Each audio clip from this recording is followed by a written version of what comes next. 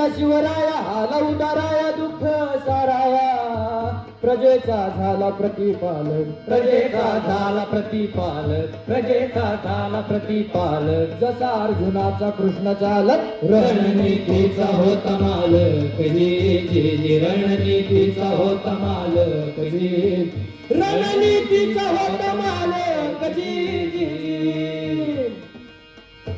एका बाजूला यवनी सत्तेचे गनिमांचे प्रचंड आव्हान असताना दुसऱ्या बाजूला शिवाजी राजे आपला भगवा ध्वज घेऊन रयतेच्या रक्षणासाठी झटत होते आणि म्हणून न्याय नीती अत्याचारापासून रक्षण करणारा राजा अशी रयतेच्या मनामध्ये महाराजांविषयी सहानुभूतीची भावना निर्माण झाली.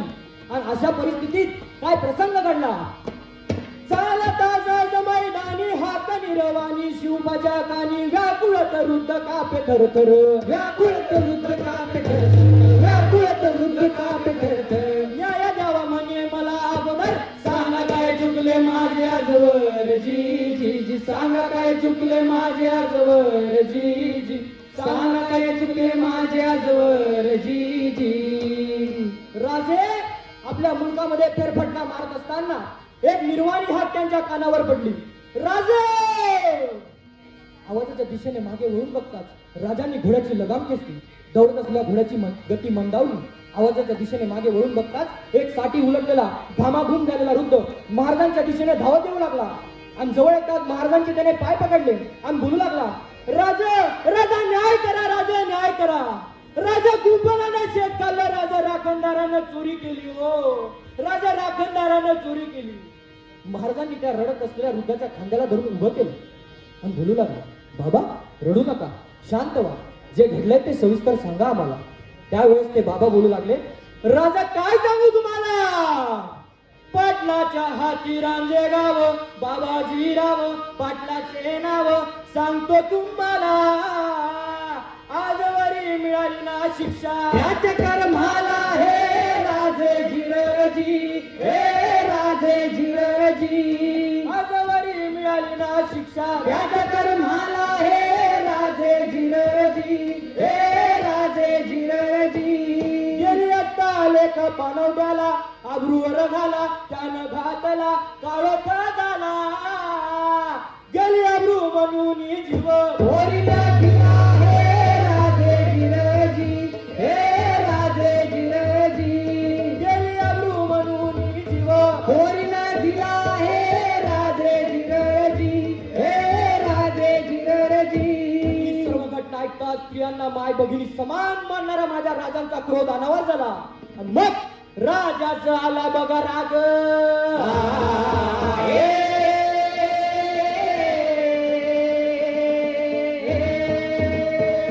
राजाचा आला बघा राग. खवळला वाघ भडकली आग.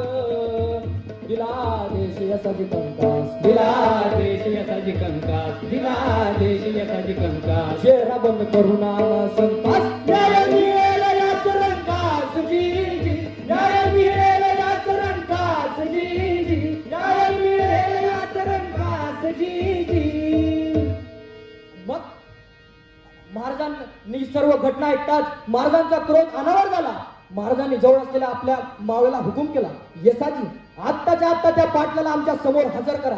यसाजीने ऐकताच घोड्याला टाच मारली आणि पाटलाच्या वाड्यावर जाऊन पोहोचले आणि बोलू लागले. पाटील राजांनी तुम्हाला गडावर बोलवलंय. त्यावेळेस तो मगरूर पाटील बोलू लागला. अरे कोण राजा ज्याचा बा आदिलशहाच्या दरबारात मुजरा करतो त्याचं पोर आणि राजा. अरे असं कोणी बी उठून राजा व्हायचं नसतं. आम्ही या गावचं पाटील आहोत वतनदार आहोत. आम्ही करू ती पूर्व दिशा बोलू दे आदेश असतो या. आणि आताच हे कवळं पोर आमचा न्याय करणार वय अर्जा फळ. आणि हे ऐकताच येसाजीने काय केलं. येसाजी गेले धावून. येसाजी गेले धावून तलवार गळी ठेवून. पाटलाशी बोल रोखून आम्हा हुकूम नाही म्हणून. जीव देतो तुला सोडून नाहीतर नेला असता कापून. पाटला विना यसाजी कंक आले परतून जी जी जी आले परतून जी जी जी. पाटला विना यसाजी कंक आले परतून जी जी जी आले परतून जी जी जी. यसाजी गेला मावडी गडावर परत घडलेला सर्व वृत्तांत राजांना सांगितला.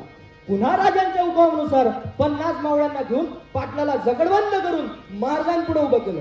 तरीही पाटलाची मस्ती जिरली नव्हती. पाटील आपल्या हाताला हिसके देत म्हणतोय, अरे सोडा आम्हाला, का नाही आम्हाला इथं, सोडा आम्हाला.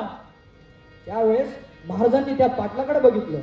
काय पाटील आणि तुम्ही, अरे रैत्याचे तुम्ही रक्षक झाले भक्षक, लाज तुम्हाला देवाऱ्यात जशी भवानी समजतो आम्ही माता श्रीला, महिषासुर मर्दिनी रक्षी देवाला, तशी घरची लक्ष्मी बहुमान पुरुषाला, झोपीचे दूध कडले हे त्याला, लक्ष्मी जिथे सुखात तिथे दिन रात सोन्याची वात, पेटल रामा बल रमा राघवा राजी आजी रजल हे जीजी, बल रमा राघवा राजी आजी रजल हे जीजी. पाटील, आपल्याला मिळालेली सत्ता ही केवळ उपभोगायची नसून ती जबाबदारी पार पाडणारी आणि प्रसंगी न्याय करणारी असावी.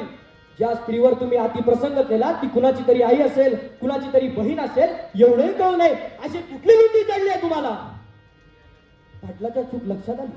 पाटील हात जोडू लागला. राज, पुण्यांदा अशी चूक होणार नाही राज, माफ करा राज, पुण्यांदा अशी चूक होणार नाही राज. पाटील, तुम्ही केलेली चूक जर आम्ही माफ केली तर हे स्वराज्य आम्हाला कदापि माफ करणार नाही. आणि तुम्ही जी गयावया करताय ना, तीच गयावया त्या माऊलीनेही केली होती, पण तुम्हाला तिची दया आली नाही. आणि असल्या निर्दयी माणसाची आम्हाला कशी दया येणार? आणि मग राजांनी शिक्षा सुनावली. कशी म्हणाल? कशी? शिक्षेची केली बजावणी, शिक्षेची केली बजावणी, ऐकावे कान देऊनी, पोर धरली ज्याच्या हातानी, ते हात टाका कापुनी, जे पाय गेले धावूनी, तोडावे गुडघ्यापासूनी, जप्त करा आधी पाटील की ठेवावी ध्यानी जी जी जी, ठेवावी ध्यानी जी जी जी, जप्त करा आधी पाटील की. ठेवावी ध्यानी जी जी जी, ठेवावी ध्यानी जी जी जी. राजे फक्त शिक्षा सुनावून थांबले नाहीत, तर अंमलबजावणी सुद्धा तेव्हा झाली, कारण ते स्वराज्य होतं दादा. आणि म्हणून सांगतायत शाहीर, इतिहास सांगे प्रसंग, अब्रूचा भंग दाविल जो रंग, तात्काळ शिक्षा भोगून बसला, तात्काळ शिक्षा बघून बसला, तात्काळ शिक्षा बघून बसला. तेव्हा ना तुम्ही आरोपी पोचला, सत्याचा धाक होत असला हजीजी, सत्याचा धाक होत असला हजीजी, सत्याचा धाक होत असला हजीजी. असा झाला न्याय निवाडा,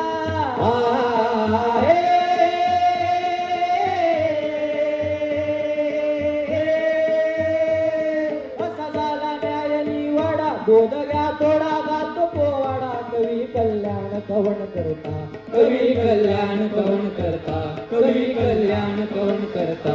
गुरु रामानंदा चरणी माता शाहीर कोळकर